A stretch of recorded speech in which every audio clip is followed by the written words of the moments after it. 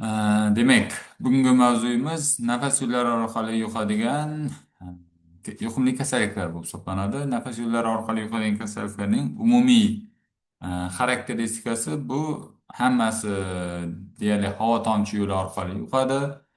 Nafas yo'llari orqali kirgandan keyin uni parazitlik qiladigan yoki kasallik rivojlanadigan joyi bu nafas yo'llari, yo yuqori nafas yo'llari yoki pastki, ya'ni o'pka zararlanish bilan kuzatiladigan kasalliklarga aytiladi.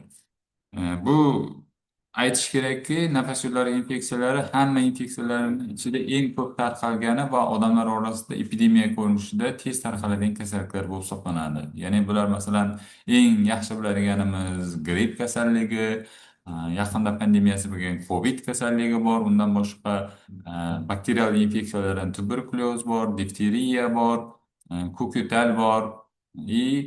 Bu kasalliklar judayam ko'pchiligi qish va kuz mavsumlarida ko'proq kuzatiladi.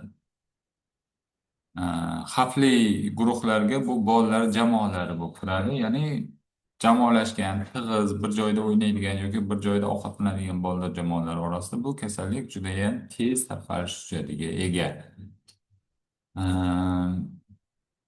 Nafas yo'li bugungi mavzumizda ko'riladiganlar bu yuqumli kasalliklar, ya'ni nafas yo'llari orqali yuqadigan yuqumli kasalliklar, bakterial infeksiyalar, ya'ni bakterial infeksiyalarga nimalar kiradi? Ya'ni tuberkulyoz, dikseriya, ko'kyo'tal, ya'ni kuklyush, meningit, skarlatina kasalliklari kiradi.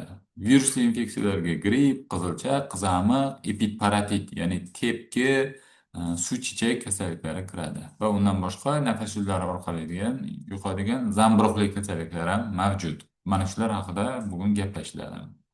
Nafas yo'llari orqali yuqadigan yuqumli kasalliklar bu bakterial infeksiyalar, boyagi aytganlarimiz, virusli infeksiyalar bo'lsa mana pastki qatorlarda ko'rsatilgan.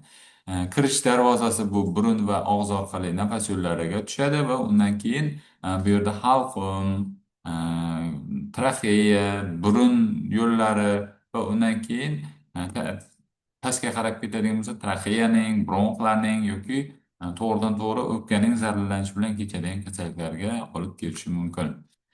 Birinchi kasalligimiz bu difteriya, ya'ni koronabakterium difteriya paydo qiladi. Odamda o'tkir zaharlanish, bo'g'ilib yo'talish, fibrozli parda paydo bo'lishi bilan kechadigan kasallik hisoblanadi. Asosiy kasallik bu bolalar orasida juda ham ko'p uchraydi. Fibrozli yallig'lanish kuzatiladi. Og'iz bo'shlig'ini ochib qaragan vaqtimizda bodamcha bezlari atrofida fibrozli parda paydo qilishi bilan xarakterlanadigan kasallik hisoblanadi. Umumiy zaharlanish kuzatilishi, ya'ni endotoksin yoki o'zidan ajratgan toksin natijasida bu nerv sistemasining zararlanishi oqibatida kuchli yo'talish bilan kechadigan kasallik, ya'ni bo'g'ilib yo'talish bilan kuzatiladi. Bu kasallik difteriya bilan ko'kyo'tal ikkalasida og'ir bo'g'ilib yo'talish bilan birgalikda kuzatiladigan klinik belgilarga ega. Bakteriyani o'ziga keladigan bo'lsak, gram plus bakteriya hisoblanadi, mikrokapsulaga ega, harakatsiz spora hosil qilmaydi. Turli morfologik shakllarda bo'lishi mumkin. Bu atrof muhitning o'zgaruvchanligiga yoki tashqi muhitning noqulay ta'sirlariga bog'liq holatda shaklini o'zgartirishi mumkin. Difteriya qo'zg'atuvchisi morfologiyasi mana shu shaklda yozilgan. Anilin bo'yoqlarda yaxshi bo'yaladi, tayoqcha shakliga ega. Lekin bitta tomoni bor, tashqi muhit ta'sirlariga juda ham chidamli, turg'un bo'lib hisoblanadi. Bu masalan davolash muassasalarida, kosmetologik xonalarda agar kundalik dezinfeksiya tadbirlari yaxshi o'tkazilmasa, xona shamollatishi yaxshi yo'lga qo'yilmasa, mana shunaqa joylarda bu infeksiyaning uzoq muddat saqlanishi va odamlarga yuqib kasallik paydo qilish ehtimolini oshiradi. Qaynatilganda, demak, 1 daqiqada bo'lishi mumkin. Qaynatilganda, ya'ni 100 gradus suvda 1 daqiqada, dezinfeksiyalovchi vositalar ta'sirida bo'lsa 10 daqiqa ta'sirida nobud bo'lishi mumkin.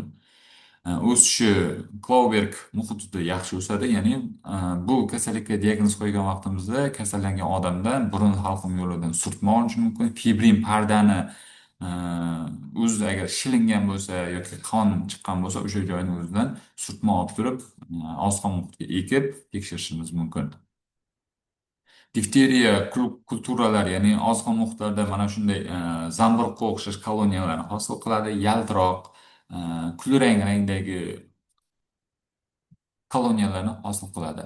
Odam organizmiga tushgandan keyin nimalar yuz beradi? Ya'ni patogenezda birinchi navbatda havo tomchi yo'llari zararlanadi va endotoksin ajratish oqibatida intoksikatsiyalarimiz, ya'ni zaharlanish kuzatiladi. Bu qayerlarga ta'sir qiladi? Eng birinchi asab tizimiga, undan keyin mudom agar kasallik cho'ziladigan bo'lsa, vaqtida davo choralar ko'rilmasa, bu toksinlar yurak qon tomir sistemasini zararlab, yurak zararlanishigacha olib kelishi mumkin. Xususiyatlari yuqish yo'li havo tomchi, kontakt yo'li bilan ham yuqishi mumkin. Kontakt yo'li qanday? Agar biz foydalangan buyumlar yoki yuzalarda nima deydi, bakteriya qolib ketadigan bo'lsa, bu odamga kontakt yo'li bilan ham yuqish ehtimolini oshiradi. Juda kam hollarda oziq ovqat mahsulotlari ham orqali ham odam organizmiga tushib kasallik paydo qilishi mumkin. Davriyligi, ya'ni qaytalanib turish epidemiologik shaklda rivojlanishi, ko'payishi bu qachon kuzatiladi? Ya'ni agar bolalar emlanmagan bo'lsa, 5-8 yilda, ya'ni kasallik judayam ko'payib ketishi mumkin. Agar bolalar emlanib tursa, demak bu kasallikni oldini olish mumkin. Davolash sifatida antibiotiklar tavsiya qilinadi. Oldini olish sifatida, ya'ni maxsus oldini olish sifatida bu yerda vaksinatsiya, ya'ni emlash amalga oshiriladi. AKDS vaksinatsiya, ya'ni 2-3-4 oyliklarda rejali emlash orqali va 16-18 oyliklarda rejali emlashlar amalga oshirilishi mumkin. Bu demak maxsus oldini olish chora-tadbirlari bo'lib hisoblanadi. Difteriya toksinining tuzilishi alfa va beta shakllarda bo'lishi, zanjirining bo'laklari, ya'ni fragmentlari deb aytishimiz mumkin, tuzilishi, patogenezda, ya'ni toksin borgandan keyin, odam organizmiga kirgandan keyin retseptor bilan bog'lanishi, odamda patogenezning rivojlanishi sxemasi mana shu rasmda ko'rsatilgan.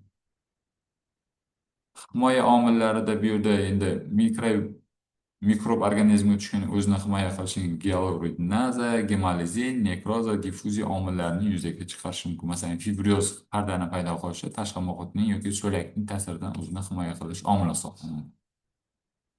Shakliga qarab turib, odamlar rivojlanishiga qarab turib, umumlashgan mahalliy shakldagi laringotraxeit, laringotraxeobronxit shakllarda kuzatilishi mumkin.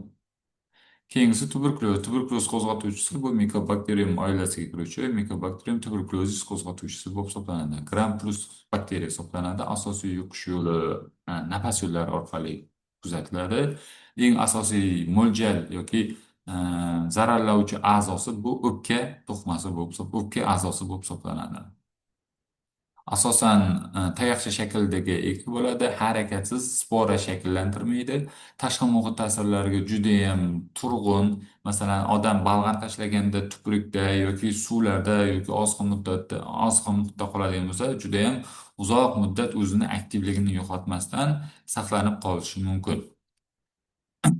Silda kasallikda immunitetning roli, ya'ni bakteriya fakga qarshi, mikobakteriyalarga qarshi tabiiy qarshilikning yuqori darajada bo'lishi, odam immuniteti qachon susayadi, stress, uyquning pastligi yoki qo'shimcha kasalliklar, sahr, onkologik kasalliklar bo'lgan vaqtida odamda immunitet susaygan vaqtda mana shu bakteriyalar, ya'ni sil bakteriyasi kuchini ko'rsatib kasallik paydo qilish ehtimoli oshadi.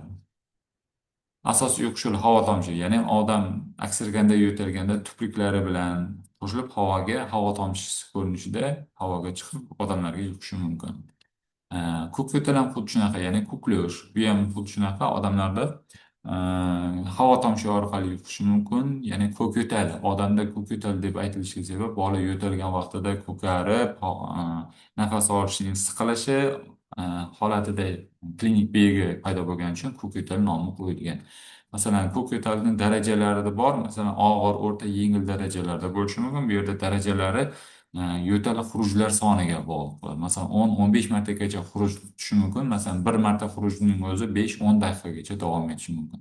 Ya'ni yo'tal xuruji tutgan vaqtida bola bir narsaga suyanib, tiranib turgan vaqtida ikkinchi qo'lini bo'g'ziga tirab, qiynalib yo'talish holati kuzatilishi mumkin.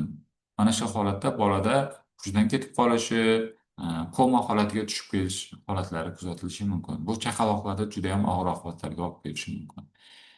Tuberkulyoz bilan ko'k yo'talda ikkalasida ham oldini olish chora-tadbirlari bor. Ya'ni bu maxsus profilaktikasi bu vaksinalar yordamida amalga oshiriladi. Mikobakterium tuberkulozis, ya'ni tuberkulozga qarshi vaksina bu BCG vaksinasi bo'lib hisoblanadi. Bu tug'ilishi bilan, ya'ni 2-5 kunlik vaqtida olinishi kerak bo'ladi.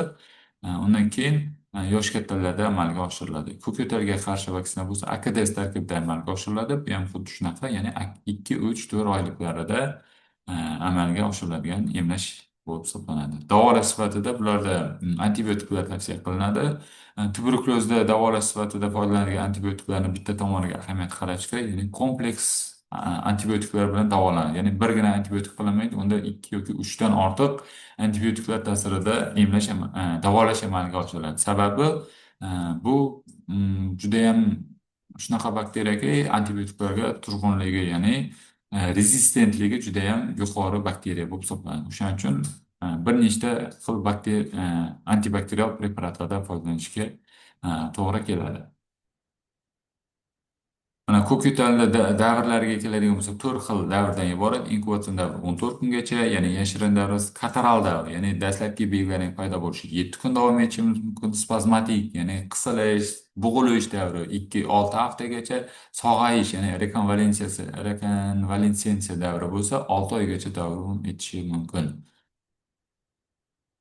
Ko'kyo'talning asoratlari nimaga olib kelishi mumkin? Bu masalan bolada kuchayib yo'talishi oqibatida grija, ya'ni churra kasalliklariga olib kelishi mumkin.